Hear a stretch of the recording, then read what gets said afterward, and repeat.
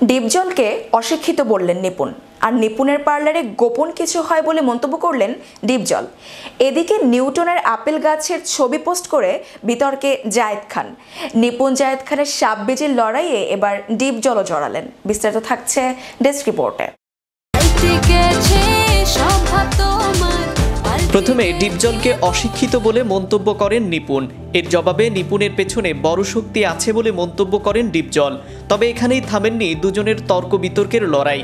এভাবেই চলছে ডিপজল নিপুণের তর্ক বিতর্ক।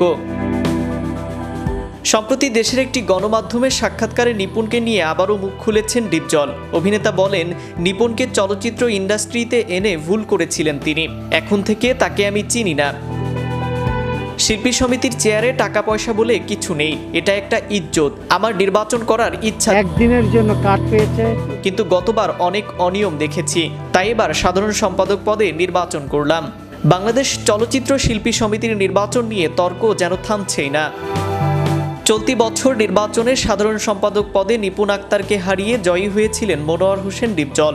দুজনের জয় পরাজয়ের মাঝে মাত্র 16 ভোটের ব্যবধান ছিল। নির্বাচনের ফলাফল ঘোষণার পর ডিপজলকে ফুলের মালা গলায় পরিয়ে বরণ করে নেন নিপুণ, কিন্তু মাস না ঘুরতেই সুর পাল্টে যায় তার। নির্বাচনে অনিয়মের অভিযোগ এনে আদালতে রিট দায়ের করেন তিনি।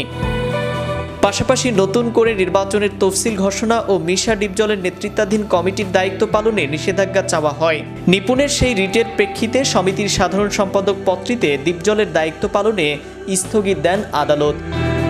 যদিও পরে সেই নিষেধাজ্ঞার আদেশ স্থগিত করেন চেম্বার আদালত। পুনরায় শিল্পী সমিতির সম্পাদক পদ ফিরে পান ডিপজল। মূলত এরপরেই তাদের মধ্যে শুরু হয় পাল্টাপাল্টি নেতিবাচক মন্তব্য ও একে অপরের নিয়ে নানা অভিযোগ।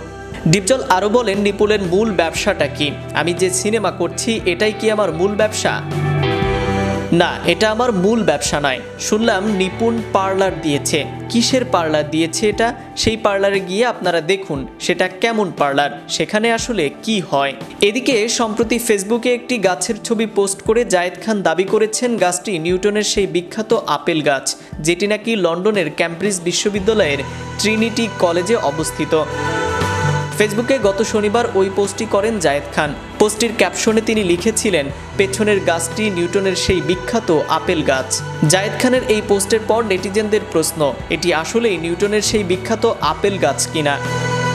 তার পোস্টের মন্তব্যের ঘরেও কেউ কেউ দ্বিমত জানিয়েছেন। অনেকেই বলেছেন, নিউটনের বিখ্যাত সেই আপেল গাছ এটি নয়। আসল গাছটি ক্যামব্রিজ বিশ্ববিদ্যালয়ে নয়। গাছটির অবস্থান আইজ্যাক নিউটনের বাড়ির কাছে ইংল্যান্ডের লিঙ্কনশায়ারের উলসথর্প নামক গ্রামে। নাইম আহমেদ, চ্যানেল ইউরোপ, বিনোদন desk. Make your next gathering extraordinary with RC Catering. We cater authentic Asian cuisine, bursting with flavor and tradition, and it doesn't stop there.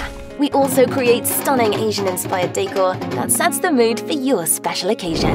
Let RC Catering handle everything so you can focus on celebrating with loved ones. Don't settle for ordinary. Call RC Catering today on 07949 152 522 and let the magic begin.